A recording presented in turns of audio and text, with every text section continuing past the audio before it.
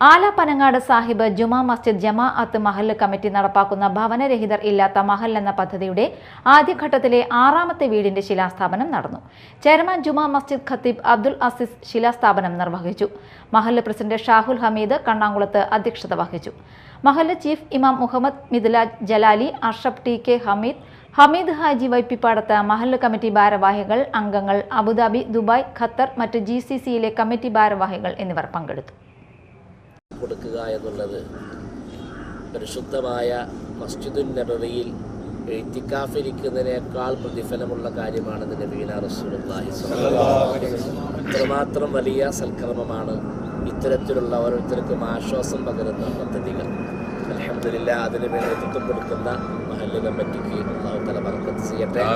അതേപോലെ ഈ മഹത്തായ സംരംഭത്തോട് സഹകരിച്ചുകൊണ്ട് ഇതിനു വേണ്ട എല്ലാ ഒത്താശകളും സഹായ സഹകരണങ്ങൾ ചെയ്തുകൊണ്ടിരിക്കുന്ന നാട്ടിലും വിദേശത്തുമുള്ള ഇതിനു വേണ്ടി പ്രവർത്തിക്കുന്ന, ഇതിനു വേണ്ടി അധ്വാനിക്കുന്ന എല്ലാവർക്കും അല്ലാഹു അർഹമായ പ്രതിഫലവും ഖൈറും ബറക്കത്തും ഇസ്സത്തും സന്തോഷവും സമാധാനവും നൽകട്ടെ.